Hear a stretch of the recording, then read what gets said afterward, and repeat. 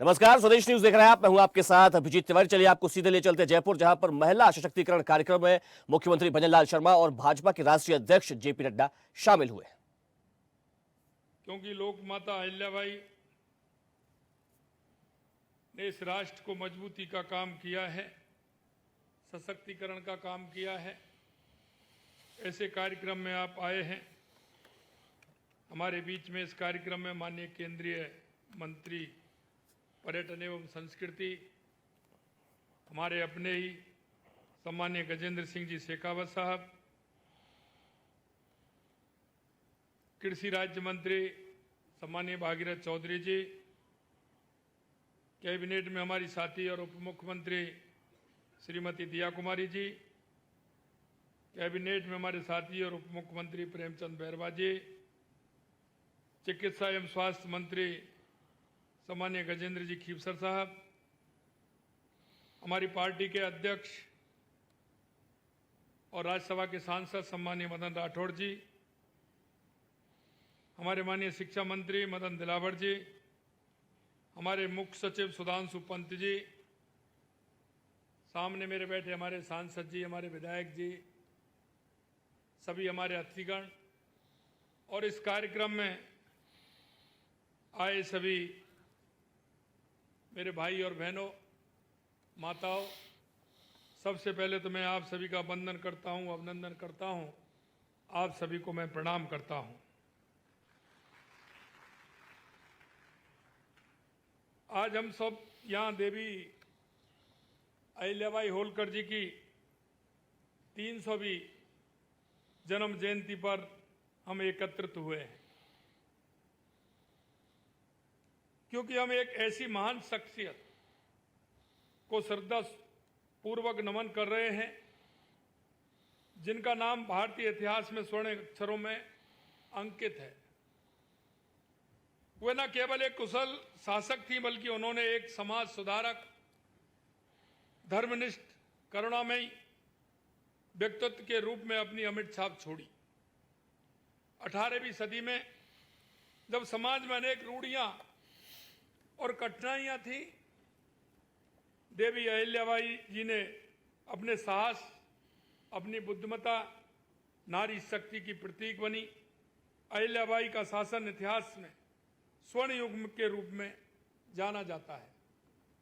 अहिल्याबाई जी अपनी प्रजा के सुख दुख में सदा साथ देती थी। उन्होंने महिला शिक्षा, धर्म, समाज सुधार को बढ़ावा देने का काम किया और सबसे बड़ी बात है कि उसने, हमारी माता अहिल्याबाई जी ने हमारे सनातन धर्म को मजबूत करने का काम किया। मंदिरों के घाटों, कुओं, धर्मशालाओं, यहां तक कि हमारे नदियां, हमारे इस तरह के जो तालाब, सरोवर, उन सब के जीर्णोद्धार के लिए उन्होंने काम किया। उन्होंने पानी को सजोने का काम किया, जल को सजोने का काम किया। यही नहीं, अगर आप देखेंगे तो काशी विश्वनाथ मंदिर का पुनर्निर्माण, सोमनाथ मंदिर की मरम्मत और देश भर में अनेक तीर्थ स्थलों का जीर्णोद्धार उनके धार्मिक और सांस्कृतिक योगदान का प्रतीक है। अहिल्याबाई जी के शासन में किसानों और व्यापारियों को करों में राहत भी दी गई, इसलिए लोक माता के नाम से भी जानी जाती हैं।